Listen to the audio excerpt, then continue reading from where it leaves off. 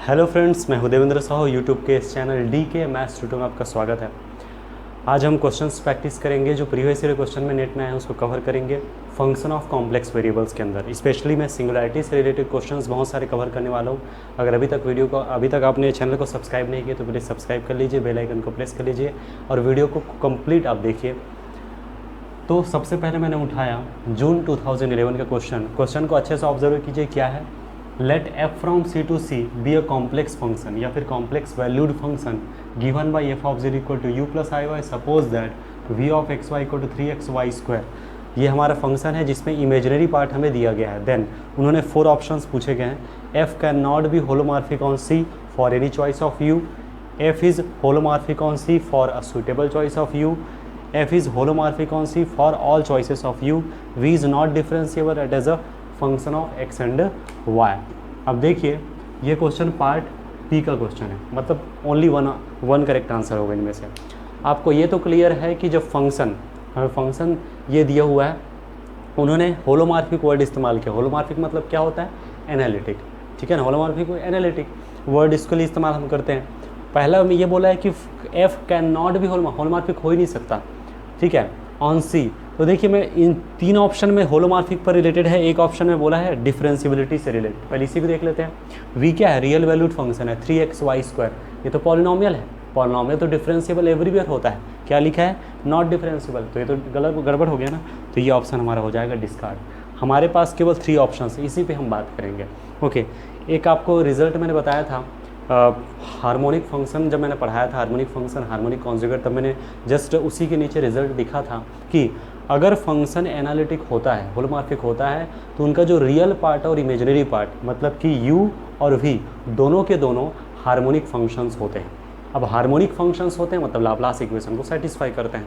या डायरेक्ट आप ये भी कह सकते हैं कि फंक्शन जब एनालिटिक होता है तो उनके जो रियल और इमेजिनरी पार्ट u और v होते हैं, बोथ सेटिस्फाइंग लाप्लास इक्वेशंस करके। इसका मतलब ये हुआ कि दोनों लाप्लास इक्वेशन को सेटिस्फाई करते हैं। P implies Q, not Q implies not P। मतलब अगर इन दोनों में से कोई भी लाप्लास इक्वेशन को सेटिस्फाई नहीं किया तो डायरेक्टली इम्प्लाई कर जाएगा F इज़ नॉट होलोमॉर्फिक या F can not be holomorphic. Clear ना? हम पहले इसी पे जाकर देखेंगे। देखिए, इसमें दिया है V हमारा क्या है? Imaginary part. तो देखिए, सबसे पहले ये लाप्लास इक्वेशन सेटिस्फाई कर रहा है कि नहीं। तो लाप्लास इक्वेशन सेटिस्फाई करना है तो u�XX plus v�XX plus v∆y क्या आना चाहिए? 0 आना चाहिए। देखते हैं। तो पहले यहाँ से देखिए vx निकालिए। vx जब निकालेंगे तो आएगा vx का मतलब del v by del x ना। तो ये आ जाएगा 3y स्क्वायर। फिर से करेंगे तो v�XX तो ये हो जाएगा 0। ठीक है, अगर मैं vy निकालूँ मतलब del v by del y क्या हो जाएगा? 6xy। फिर निकालेंगे, ये हो जाएगा 6x। अब देखिए, ये है 0 और ये है 6x, ये हो गया 6x not equal to 0। Laplace equation satisfy नहीं कर रहा है। अब जब v लाप्लास इक्वेशन सेटिस्फाई नहीं कर रहा है तो u कहाँ से मिल जाएगा? ये तो लाप्लास इक्वेशन ही सेटिस्फाई नहीं कर रहा है, मतलब इनके करेस्पॉन्डिंग कभी भी ये होलोमॉर्फिक नहीं हो सकता। ये क्लियर है। इसका मतलब कौन सा ऑप्शन होगा? f can not be holomorphic on c for any choice of u। कोई भी चॉइस आप है ना कीजिए, उसके लिए f होलोमॉर्फिक नहीं हो सकता। क्लियर हुआ? तो हमारा जो आंसर होगा ये गड़बड़, हमारा आंसर है ये। क्लियर? जस्ट 1 ईयर आफ्टर, मतलब जून 2012 में। क्वेश्चन नंबर मैं 2 ले रहा हूँ। क्वेश्चन क्या था? सेम क्वेश्चन था, बस एक जगह चेंज किया था। वो ये है कि u दिया था और यहाँ पर दिया था 3x² y करके। ठीक है, केयरफुली ऑब्जर्व कीजिए। और यहाँ v, ये आपका v, ये आपका v, बस। और क्वेश्चन बिल्कुल कॉपीराइट, बिल्कुल ऐसे ही पूछा गया था क्वेश्चन।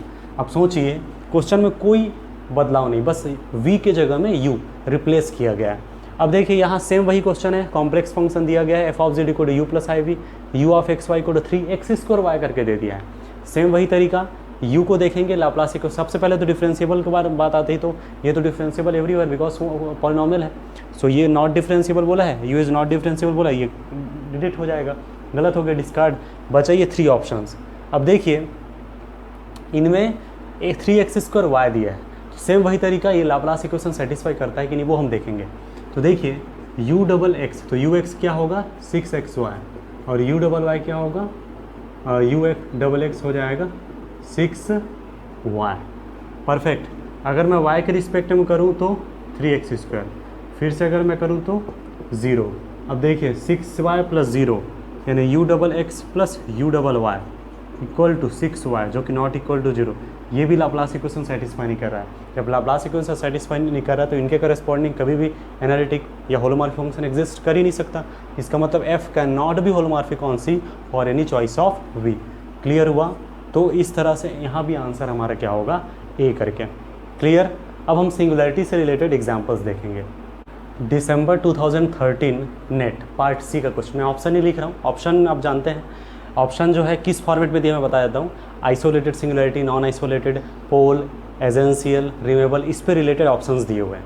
ठीक है, हमें ये क्वेश्चन दिया है और उनसे रिलेटेड ये कैलकुलेशन बेस्ड है। कैलकुलेशन बेस्ड मतलब कैलकुलेशन करके आप डायरेक्ट एग्जाम्पल आप बता सकते हो कि ये ऑप्शन आंसर होगा, डायरेक्ट बता सकते हो। इसलिए मैं डायरेक्ट एग्जाम्पल लिखूँ, तो बैक टू बैक मैं एग्जाम्पल लूँगा, आप इसको अच्छे से ऑब्जर्व कीजिए, खुद से भी नोट कीजिए। अब देखिए z-1 upon exponential of 2πi upon z -1 exponential of 2 इस फॉर्मेट में है। इसको हम क्या लिख सकते हैं, z-1 upon e⁻2πi by z-1। यही है हमारा क्वेश्चन। ओके, ये 2πi है अपॉन z। सिंगुलैरिटी निकालने हैं तो क्या रहता है, नीचे को 0 के बराबर करो। सबसे इंटरेस्टिंग यही, नीचे को 0 के बराबर करो। जहाँ जहाँ प्रॉब्लम हो रहा है वही सिंगुलैरिटीज़ में आएंगे। तो देखिए जो फंक्शन दिया रहता है अपने डीओडी में एनालिटिक फंक्शन है, ये तो तुरंत पहले ऑब्जर्व आपको करना चाहिए, क्योंकि रेगुलरिटी उसी समय होती है और उसी समय सिंगुलैरिटी पर आप बात कर सकते हैं। अब देखिए नीचे को 0 करना है आपको, तो वहाँ से आपको सिंगुलैरिटीज़ मिल जाएंगी। तो e⁻2πi upon z -1 equal to 0, e⁻2πi upon z equal to 1, 1 मतलब e⁻2πi 2n⁻i या 2πni। ठीक है, यहाँ 2πi कैंसिल। आप देखिए 1 अपॉन z इक्वल टू आ गया n, z equal to 1 upon n, और n जो है इंटीजर है, 0 नहीं हो सकता, ये तो क्लियर है। तो ये हो जाएगा z, ये हुआ 1/n such that n belongs to z excepting singleton 0। अच्छा, z इक्वल टू 0 पर भी तो इसे प्रॉब्लम होगा। परफेक्ट। तो जहाँ जहाँ प्रॉब्लम होता है, जहाँ जहाँ डिफाइंडेशन नहीं होता है, वही उसी पॉइंट को लिया जाता है, यूनियन सिंगलटन 0। ओके, अब एस डेज अगर हम करें तो आएगा singleton 0, s minus S dash, ये हो जाएगा 1/n such that n belongs to z excepting singleton 0। ठीक है, क्वेश्चन पूछा कि आइसोलेटेड सिंगुलैरिटीज़ क्या है, तो आइसोलेटेड सिंगुलैरिटीज़ आपका 1/n है। ओके, नॉन आइसोलेटेड है, नॉन आइसोलेटेड यहाँ पर 0 है, तो ये हमारा हो गया आइसोलेटेड और ये हो गया हमारा नॉन आइसोलेटेड। ठीक, इसमें क्वेश्चन पूछा गया है रिमूवेबल के ऊपर। तो रिमूवेबल अगर हम देखें, आइसोलेटेड सिंगुलैरिटीज़ में 3 टाइप्स होते हैं, रिमूवेबल, एजेंशियल और पोल। तो रिमूवेबल हम चेक करेंगे 1/n वाले पॉइंट्स पे। अच्छा, 1/n में से देखिए यहाँ पर 0/0 सिचुएशन होना चाहिए ना, तब रिमूवेबल देखा जाता है, अदरवाइज रिमूवेबल का सिचुएशन नहीं होता। ये आप बिल्कुल याद रखिए। मैंने सिंगुलैरिटी पर एक बड़ा सा लेक्चर मैंने अपलोड किया था, बिल्कुल आप देख लीजिए, बहुत इंटरेस्टिंग है और पूरा कंप्लीट मैंने उसमें बताया सिंगुलैरिटी, उनके टाइप्स, पूरा A to Z है ना। तो देखिए है ना, यहाँ पर z इक्वल टू अगर 1 देखें तो 1 -1 0, नीचे में e⁻2πi 1 1 - 1 0, मतलब 0/0 किस पॉइंट पे आता है, z इक्वल टू 1। तो यहाँ पे 1 ऐसा पॉइंट है जिस पे पॉसिबल है कि रिमूवेबल हो। तो limit z tends to 1, z -1 upon e⁻2πi upon z -1। तो 0/0 का सिचुएशन है, 0/0 फॉर्म, तो ये ऊपर कीजिए 1 अपॉन, ये हो जाएगा e⁻2πi upon z -2πi upon z²। ठीक, अब z टेंड्स टू 1 रखिए तो 1 अपॉन, ये हो जाएगा e⁻2πi, ये हो गया -2πi और ये हमारा -1/2πi। अब ये एग्जिस्ट कर रहा है, इसका मतलब क्या हुआ, z equal to 1 is removable singularity. अब देखते हैं 1/n, 1/n में 1 जो है रिमूवेबल सिंगुलैरिटी है। 1 के अलावा बाकी पॉइंट्स क्या हैं, पोल है कि एजेंशियल है, तो पोल के कंडीशन को चेक करेंगे। ठीक, बाकी पॉइंट्स में रिमूवेबल तो हो नहीं सकता, तो पोल या फिर एजेंशियल पॉसिबल है। तो देखते हैं limit z tends to 1/n, z equal to 1/n पर देख रहे हैं और n नॉट इक्वल टू 1 है। ठीक है, क्लियर। तो ये होगा z -1/n और z -1/e⁻, हमेशा पावर में पहले 1 रख कर देखना चाहिए। 1 में प्रॉब्लम हो रहा है तो फिर 2 रखो, ऐसे धीरे धीरे बढ़ाना है। आप डायरेक्टली आप पावर में नहीं कर सकते ना, जो यहाँ पर रहेगा वही ऑर्डर होती है पोल की। ये होगा e⁻2πi अपॉन z -1। तो limit z tends to 1/n, first second का प्लस सेकेंड फर्स्ट का, because there is also 0/0 form. Okay, अभी नीचे e to the power 2πi upon z minus 2πi upon z square, और ये इस तरह से z टेंड्स टू 1/n करेंगे तो ये हो जाएगा 1/n minus 1/0 plus 1/n minus 1 upon, ये हो जाएगा e to the power z के जगह में 1/n तो 2n/i। ओके, और यहाँ पर 1/n का स्क्वायर यानी कि ये हो जाएगा minus 2πi n square. n not equal to 1 है तो कभी 0 हो नहीं सकता, एग्जिस्ट कर रहा है l नॉट इक्वल टू 0। इसका मतलब क्या हुआ, पोल है, वो भी ऑर्डर 1 का यानी सिंपल पोल। तो ये था डिटेल। अब यहाँ क्लियर हो गया, तीन चीज़ें हैं यहाँ पर, z equal to 1 removable singularity है, z इक्वल टू 1/n वो n not equal to 1 pole है, और जो 0 है वो हमारा नॉन आइसोलेटेड एजेंशियल भी आप कह सकते हैं। क्लियर? ओके, अब ये क्वेश्चन आया था जून 2014 का क्वेश्चन मैं ले रहा हूँ। नेक्स्ट हमारा है जून 2014, और ये क्वेश्चन था इस फॉर्मेट में, for z belongs to c f of z equal to e to the power z upon e to the power z minus 1। Same वही चीज़ पूछा गया है, सिंगुलरिटीज़ के बेस पे पूछा गया है। ठीक है, पोल रखता है क्या, रिमूवेबल के ऊपर पूछा है, एजेंशियल के ऊपर, तो वही बताया ना, जब भी सिंगुलरिटी का क्वेश्चन आता है तो कैलकुलेशन बेस्ड होता है, क्योंकि कैलकुलेशन बेस्ड का मतलब है आप कैलकुलेशन करते हैं, सॉल्यूशन करते हो, डायरेक्ट आंसर आप बता पाते हो। ओके, तो देखिए, देख के समझना है आपको, e to the power z is an entire function, ये भी एंटायर है और ये ओवरऑल हो गया एंटायर, ऊपर भी एंटायर फंक्शन, नीचे भी एंटायर फंक्शन। आपको मैंने ट्रिक बताया था इससे पहले वीडियो लेक्चर्स में, मैंने आपको ट्रिक के तौर पे बताया था कि जब भी फंक्शन अगर कोशिएंट ऑफ एंटायर फंक्शन के फॉर्मेट में होता है तो आइदर रिमूवेबल और पोल। ओके, या तो रिमूवेबल रखेगा या तो पोल रखेगा, और रिमूवेबल भी पॉसिबल है 0/0 सिचुएशन में। ओके, तो देखो 0/0 आ सकता है क्या, 0/0 तो कभी आएगा ही नहीं, z ऊपर वाले को कोई प्रॉब्लम ही नहीं है, z इक्वल टू 0 अगर रखता भी है तो ऊपर हो जाएगा 1, नीचे हो जाएगा 0, 0/0 कभी आ ही नहीं सकता। नीचे को 0 के बराबर कीजिए, तो जब यहाँ नीचे को 0 बराबर करेंगे तो z इक्वल टू 2n/i, ये हमारा पॉइंट्स हैं, इन पॉइंट्स में 0 है, 2πi है, तो कोई भी पॉइंट यहाँ पर अगर देख लीजिए 0/0 कभी आएगा नहीं, मतलब रिमूवेबल पॉसिबल नहीं, तो मतलब क्या बचा, पोल। यस, तो जो ऑप्शन रिमूवेबल एजेंशियल के ऊपर दिया होगा तो ऐसे ही डिस्कार्ड हो गया। कितना टाइम बचा आपका, पोल देखना है, बस पोल के ऊपर पूछा होगा क्वेश्चन, तो जो ऑप्शन में पोल लिखा है वो ट्रू है। अच्छा, ऑर्डर पूछा है तो ऑर्डर देख लेते हैं, तो z इक्वल टू 2n/i जो है पोल है, ये तो क्लियर हो गया, बस ऑर्डर देखना है। तो limit z tends to 2n/i e to the power z upon z minus 2n/i e to the power z upon e to the power z minus 1, 0/0 situation, तो limit z tends to 2n/i, ये होगा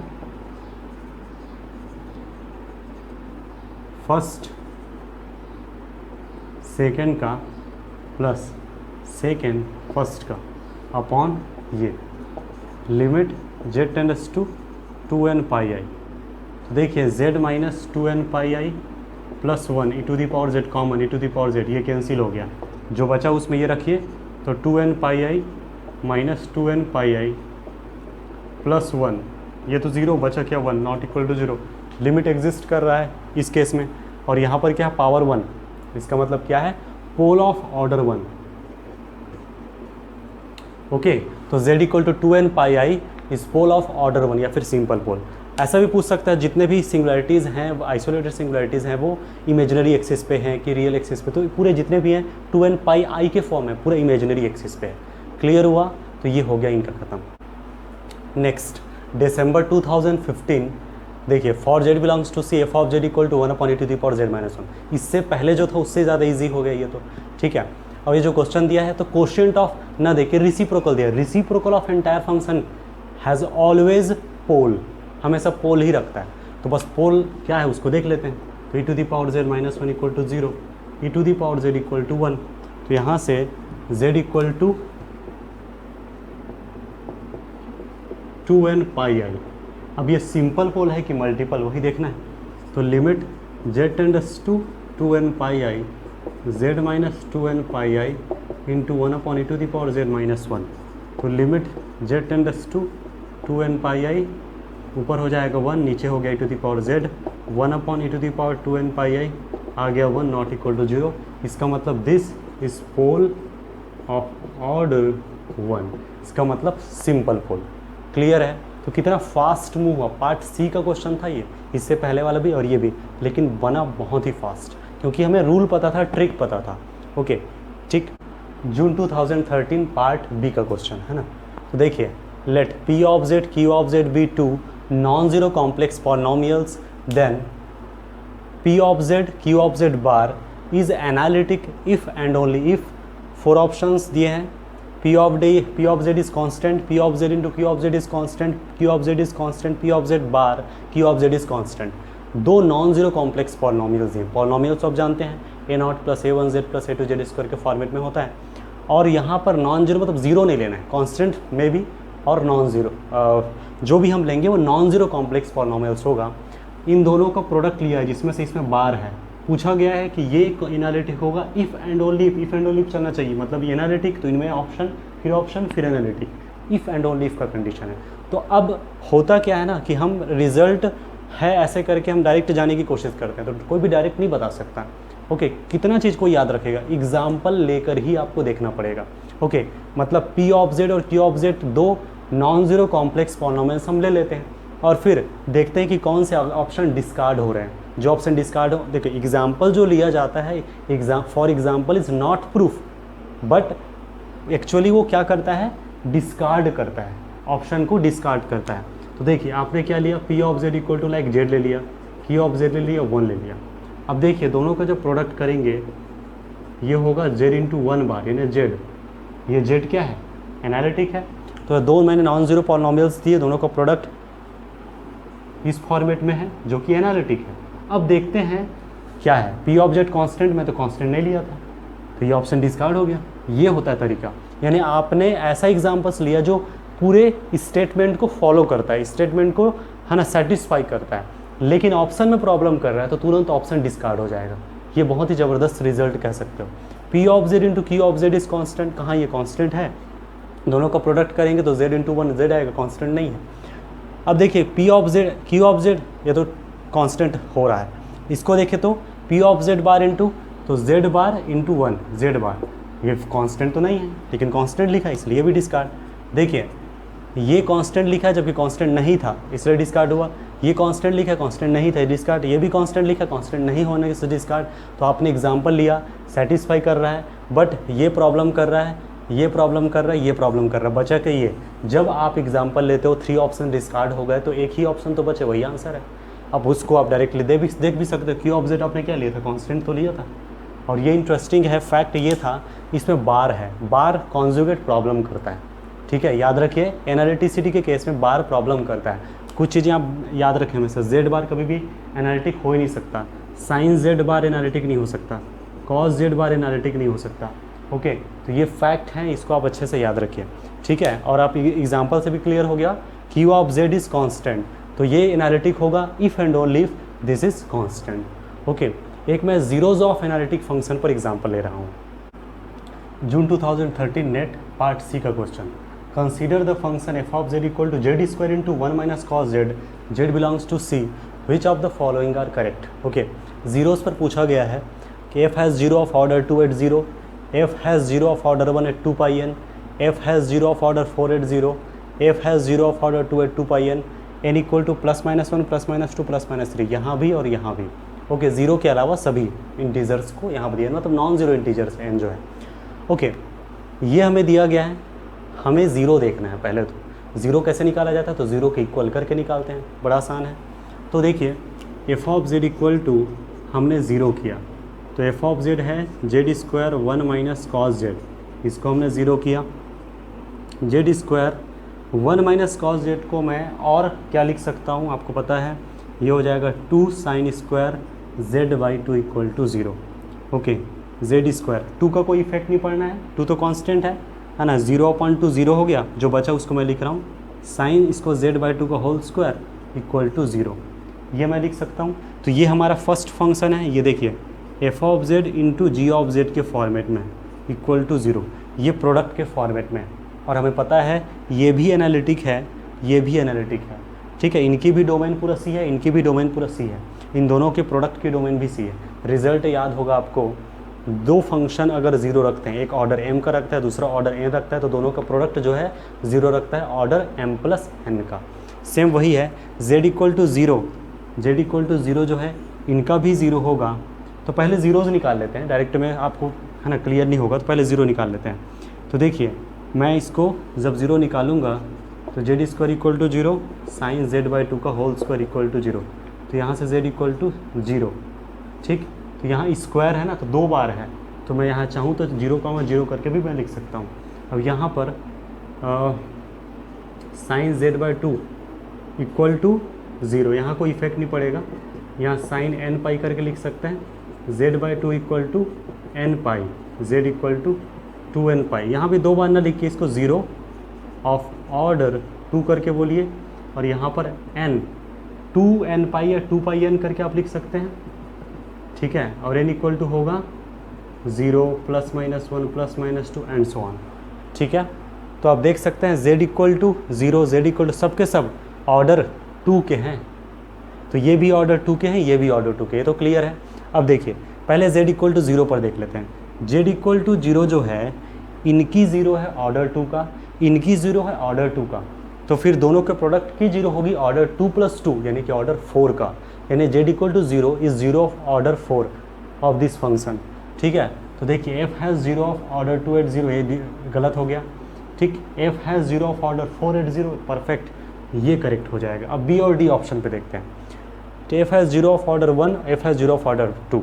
अब देखिए ये जो 2 pi n है, ठीक है, और 2 पाई n में ज़ीरो चूँकि कवर हो गया ऑलरेडी, ज़ीरो अगर मैं रखता हूँ तो z इक्वल टू ज़ीरो आ जाएगा, जिसे नहीं लिया जा सकता क्योंकि ऑलरेडी वो हम उसको काउंट कर चुके हैं। बचा वो प्लस माइनस 1 प्लस माइनस 2 के करस्पॉन्डिंग ये 2 पाई n जो बचा है वो है, तो z equal to 2 pi n order 2 का ज़ीरो है, क्लियर है, ठीक। तो देखिए f has zero of order 2 at 2 pi n, तो हमारा आंसर क्या हो जाएगा, C एंड D। क्लियर हुआ। तो ऐसे आप खुद से एग्जाम्पल बहुत सारे आप ले लीजिए, किसी भी तरह से डाउट होता है आप कमेंट कर सकते हैं बेहिचक बेझिझक। तो आज के लिए इतना ही, थैंक यू सो मच।